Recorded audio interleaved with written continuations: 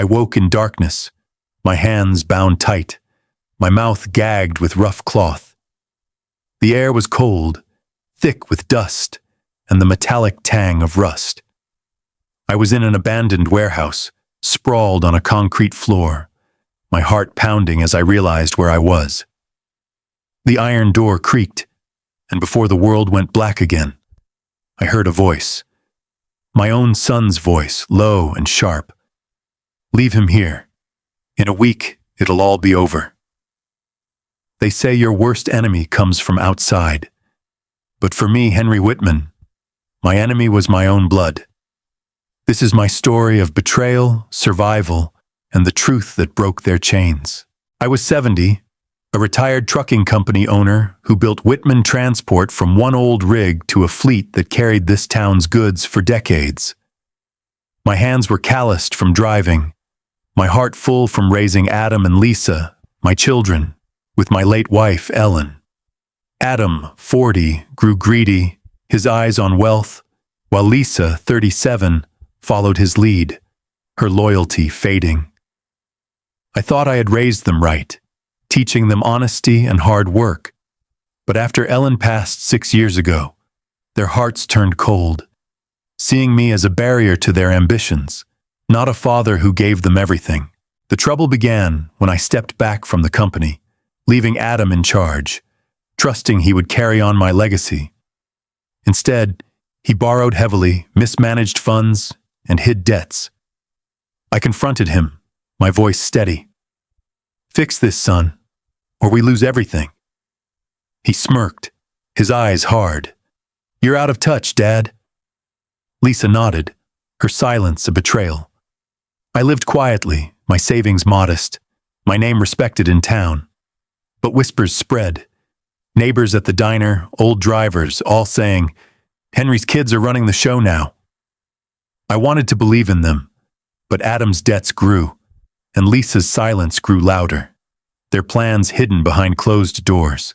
That night, I was at home, my hands tracing Ellen's old photo, when the door burst open.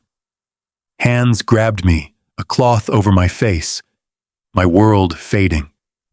I woke in the warehouse, bound, my heart breaking as Adam's voice echoed in my mind. The town searched, their voices faint through the walls. Henry's missing, but Adam and Lisa spread lies, their faces calm at a town meeting. Dad wandered off, maybe an accident.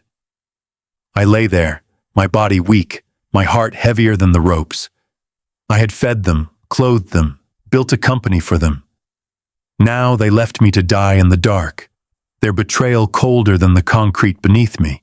Where are you listening to this story from? Drop a comment below to share your thoughts. My journey through betrayal showed me that even blood can turn against you, but truth cuts deeper than chains. Hit like, subscribe, and turn on notifications to join me for more stories of heartbreak and the lessons that rise above deceit. The cold concrete pressed against my back, the ropes biting into my wrists, the gag choking my breath as I lay in the abandoned warehouse, the air thick with rust and dust. Adam's voice haunted me. "Leave him here. In a week it'll all be over." His betrayal sharper than the hunger gnawing at my stomach.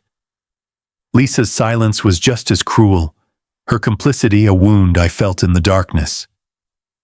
I tugged at the ropes, my hands raw, my heart heavier than the chains. The town's faint voices reached me through the walls, their concern muffled. Henry's missing. But Adam and Lisa's lies spread faster, their faces calm at a community meeting. Dad wandered off, maybe an accident. I wanted to scream, to tell them my children had locked me away, but the gag silenced me, my notebook nowhere to write their betrayal. Adam's greed had grown unchecked. I overheard him through a crack in the warehouse door, his voice low to someone on the phone. "Once he's gone, we'll take the company, sell it off." Lisa's voice followed, sharp. "No one suspects us. He's old. They'll think he's lost." I lay there, my body weak, my mind racing with the pain of their plan. I had built Whitman transport for them, sacrificed nights driving rigs to feed them, yet here I was, bound and discarded. I thought of Ellen, her gentle smile, our nights planning the company's future. Would she see me like this, betrayed by our own blood? I scratched her name into the dirt, a spark of resolve, my heart clinging to the man I was. The town's concern grew, their voices faint but persistent outside the warehouse. Henry wouldn't just vanish. Neighbors who once relied on my trucks searched the woods, their calls echoing. "Henry, where are you?" But Adam played his part, his voice breaking at a town hall. "We're worried sick. Dad's not himself." Lisa nodded, her eyes dry, her silence a lie. I tugged harder at the ropes, my wrists bleeding, my stomach empty. A neighbor's voice reached me, soft through the walls. "His kids don't seem too upset." I wanted to shout, to tell them the truth, but the darkness held me, my body weakening, my heart aching for the children I raised. Now strangers plotting my end. Adam's lies spread like rust. At a local diner, I heard their muffled voices through the warehouse's thin walls. "Adam says Henry's senile, wandered off." Lisa added, her voice cold. "He's probably gone for good." The town's pity was heavy, their whispers sharp. Poor Henry, abandoned by his own kids. I lay there, my hands numb, my heart breaking as I remembered teaching Adam to drive a rig, Lisa laughing in the passenger seat. I had given them everything, my sweat, my years, my love. Now they locked me away to steal it all. I scratched at the ropes, my fingers raw, my resolve flickering but alive. The warehouse was a tomb, the cold seeping into my bones, my body trembling from hunger and exhaustion. I found a loose nail, my hands shaking as I worked it against the ropes, my mind sharp despite the pain. Adam's voice came again one night, his footsteps heavy outside. "No one's looking here. We're clear." Lisa's voice followed, quieter. "Just keep quiet, Adam." I froze, my heart pounding, my hands clutching the nail. I wrote their words in my mind, my notebook gone, my resolve aflame. The town's search continued, their voices fainter. Henry's gone. But Adam and Lisa's calm faces fooled them, their lies airtight, their betrayal a chain tighter than the ropes on my wrists. I tried to stay strong, sipping rainwater dripping from a leaky roof, my body weak but my mind alive with memories of Ellen, her faith in me. I scratched her name again, my heart steady despite the darkness. Adam's scorn persisted, his voice sharp at a community vigil. "Dad's probably dead by now." Lisa's silence was her agreement, her betrayal quieter but no less sharp. The town's whispers turned to grief. "Henry's gone for good." But I was not done. I was Henry Whitman, a man who built an empire from one truck, and I would not let their lies bury me. My hands worked the nail, my resolve a foundation stronger than the concrete beneath me, my heart anchored by the truth they tried to erase. The warehouse's cold concrete was my bed, the ropes cutting into my wrists, the gag stifling my breath as Adam's words, "Leave him here," echoed in the darkness. Lisa's silence was a shadow, her complicity as sharp as the hunger twisting my stomach. I scratched at the ropes with a rusty nail I found, my hands raw, my heart heavy with their betrayal. The town's faint calls, "Henry, where are you?"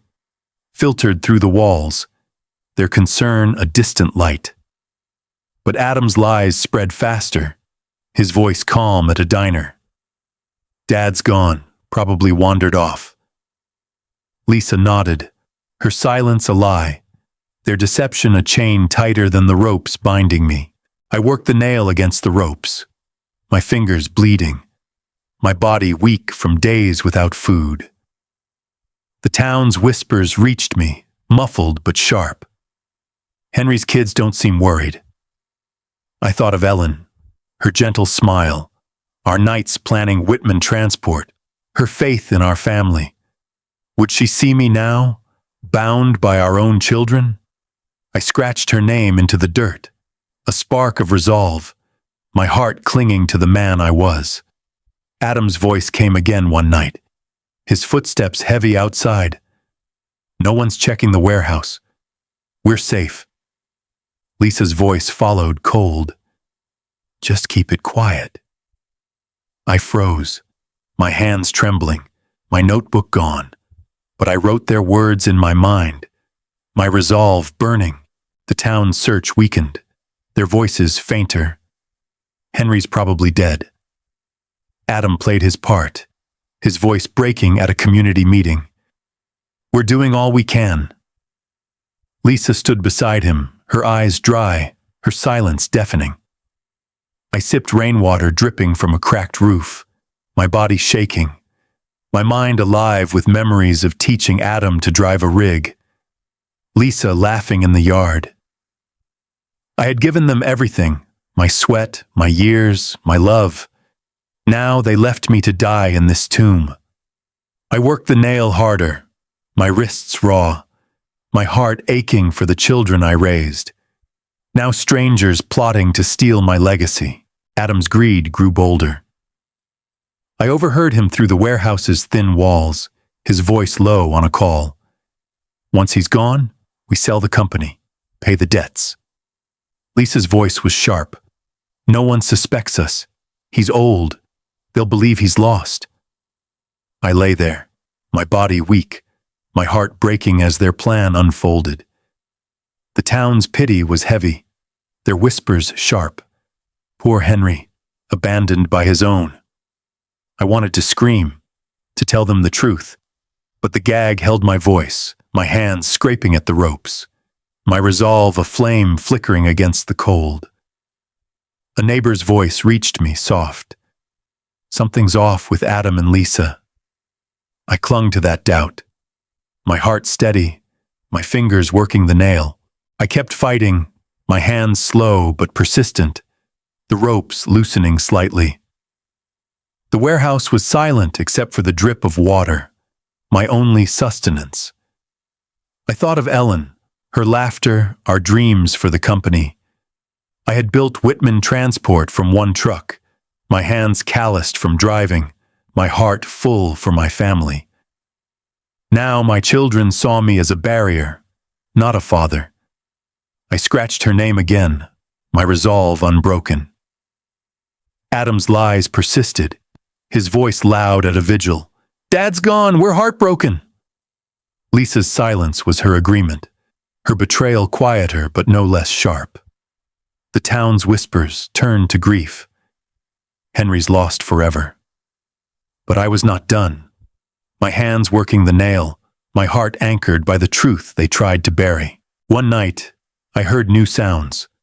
Footsteps, not Adam's, heavier, unfamiliar. Voices murmured outside. This warehouse is next for cleanup. My heart raced, my hands frantic at the ropes, my body weak but my mind sharp. I thought of the town, their concern fading, Adam and Lisa's lies winning. But those voices were a spark, a chance. I worked faster, my fingers bleeding, my resolve a tower stronger than the darkness. I was Henry Whitman, a man who built an empire from nothing, and I would not let their betrayal end me. My hands fought the ropes, my heart carried by the faint hope of rescue, my mind writing their betrayal, ready to face the light. The warehouse's darkness pressed against me, the ropes still biting my wrists. Adam's cold words, leave him here, and Lisa's silence echoing in my mind.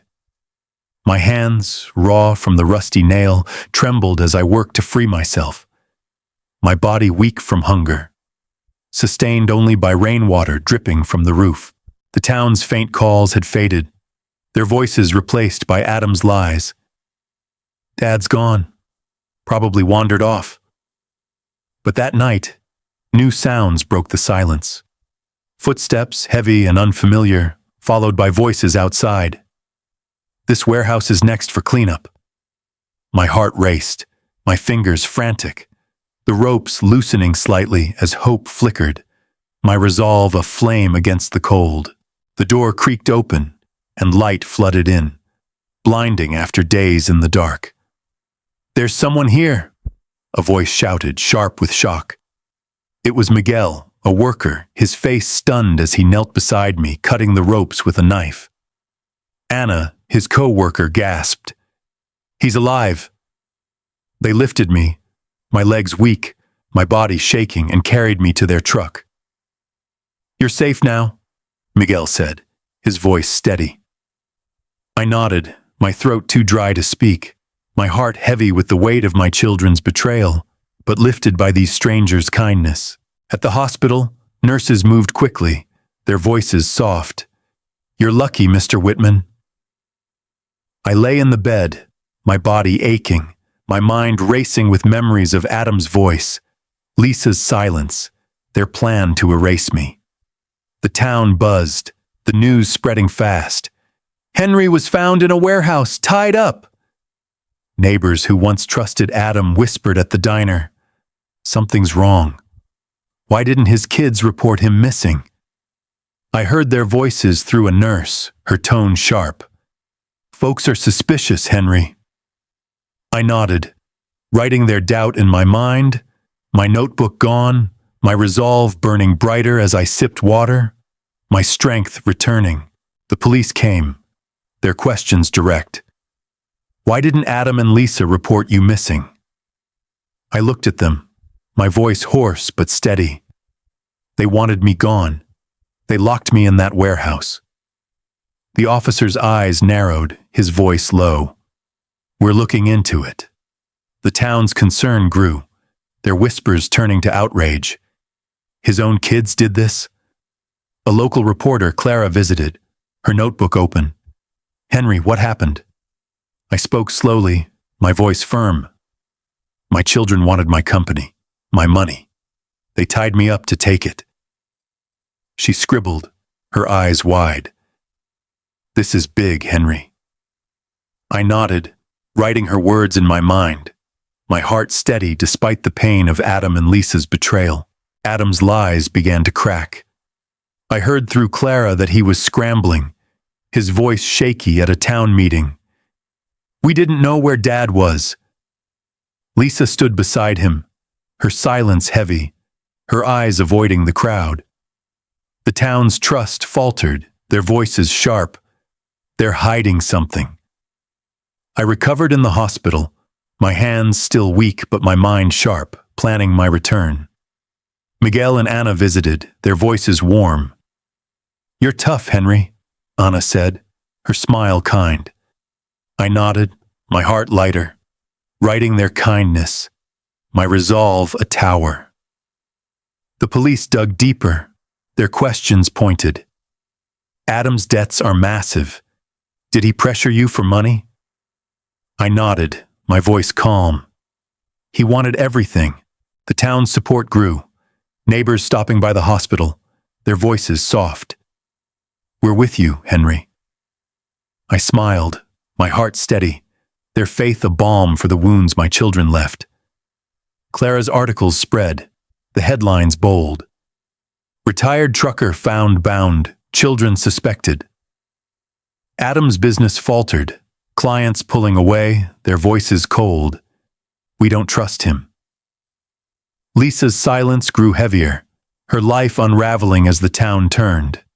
I thought of Ellen, her gentle smile, her faith in me.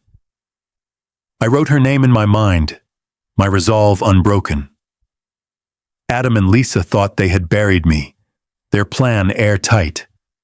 They were wrong.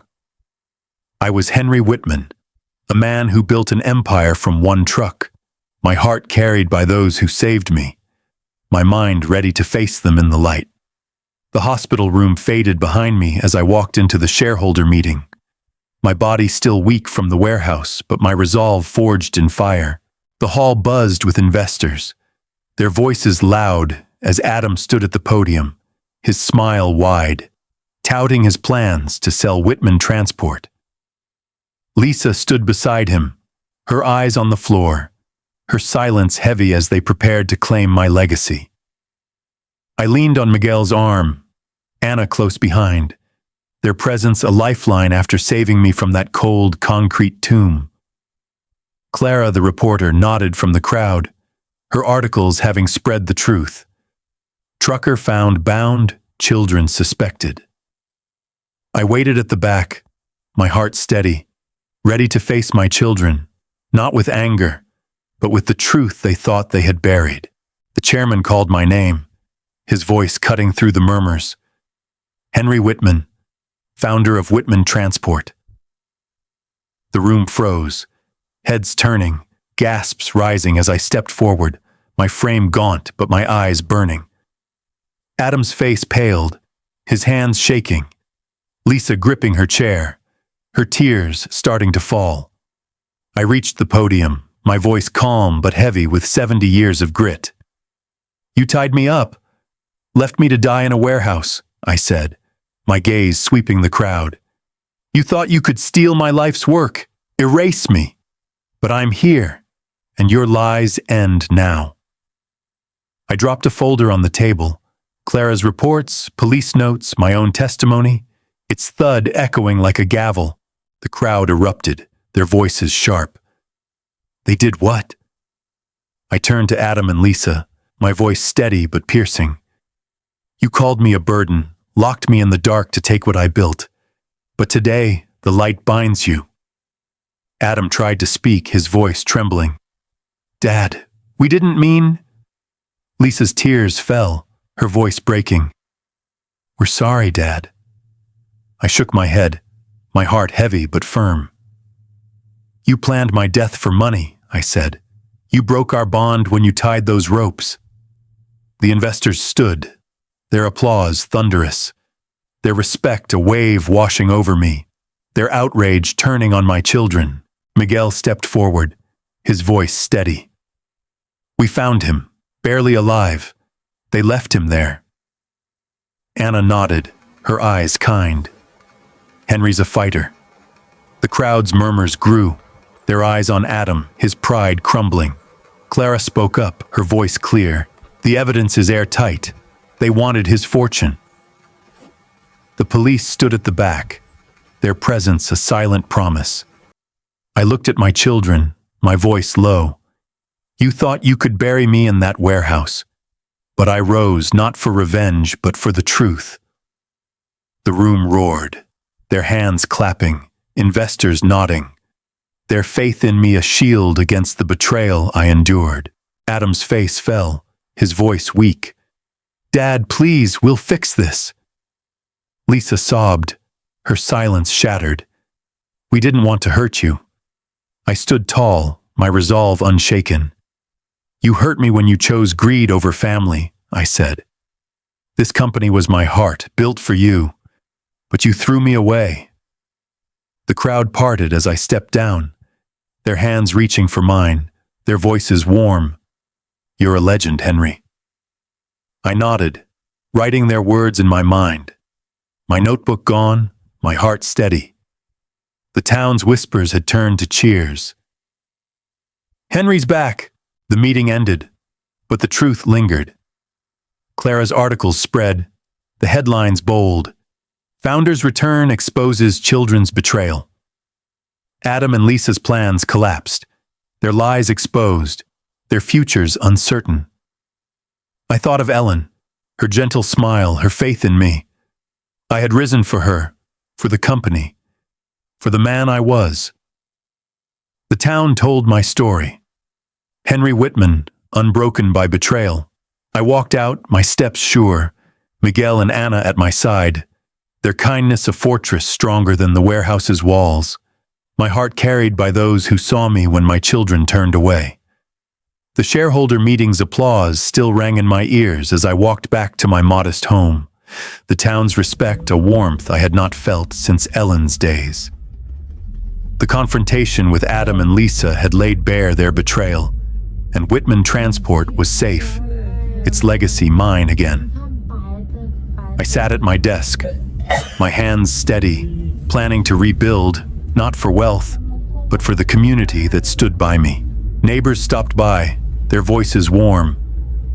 "You're a fighter, Henry." I nodded, writing their words in my mind.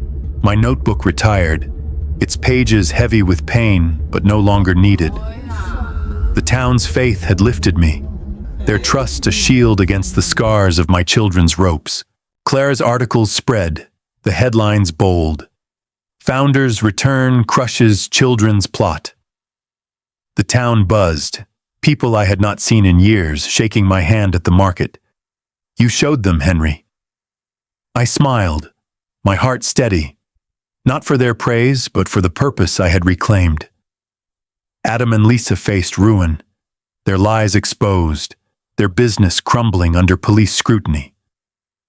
I heard through Miguel, his voice low. "They're sorry now, Henry, but it's too late." I kept moving, my hands planning new routes for Whitman Transport, my resolve a flame fueled by the town, not their regret. Adam came to my doorstep one evening, his face drawn, his voice low. "Dad, I was wrong," he said, his eyes avoiding mine. "We shouldn't have done it." I looked at him, my heart heavy but firm, my hands still calloused from years of work. "You tied me up, left me to die for money," I said, my voice calm. "You broke our family when you locked that door." Lisa followed days later, her tears falling, her voice trembling. "Please, Dad, forgive us." I shook my head, my resolve steady. "I forgive you, but forgiveness doesn't erase betrayal. You lost the chance to be my children." They stood there, their regret a shadow, their apologies too late for the father they bound in the dark. I poured my energy into Whitman Transport, working with loyal drivers, my hands guiding the company back to its roots. "You're the heart of this, Henry," Miguel said, his voice warm as he joined my crew. Anna helped with logistics, her smile kind. "We're with you." I thought of Ellen, her gentle smile, her faith in me. Her memory lived in these efforts, in the town that saw me. The community's respect grew, their voices warm. "Henry's our man." I smiled, my heart lighter, their trust a balm for the wounds Adam and Lisa left. Old clients returned, their voices soft. "We were wrong to doubt you." I nodded, my work a quiet victory. My life rebuilt by those who never turned away. I spoke at a town hall, my voice steady, the crowd quiet. "They locked me in a warehouse," I said, my eyes on the faces who lifted me. "But you brought me back, gave me purpose. This company is for you, for the truth." They clapped, their hands raised, their love a wave. Adam and Lisa heard of my return, their visits rare, their words weak. "We're sorry, Dad," Lisa said once, her voice faint. I nodded, my heart unmoved. "Sorry doesn't undo ropes," I said. I thought of that warehouse, their cold plan, and turned to the town, my steps sure, my life anchored by their faith. The town told my story. Henry Whitman, risen from the dark. I lived for the company, for the community, for Ellen's memory, my heart carried by their trust. Adam and Lisa's regret could not undo their betrayal, their absence a scar that healed but lingered. I was Henry Whitman, a man who fought to reclaim his legacy, not for their tears, but for the people who stood by me, their love stronger than the chains I broke. If your own children tied you up and left you in the dark to steal your life's work, what would you do? Would you rise to reclaim your truth, or let their betrayal bury you? Share your thoughts in the comments below. My journey showed me that blood can betray, but honor finds loyal hearts. Hit like, subscribe, and turn on notifications to join me for more stories of heartbreak and the humanity that endures.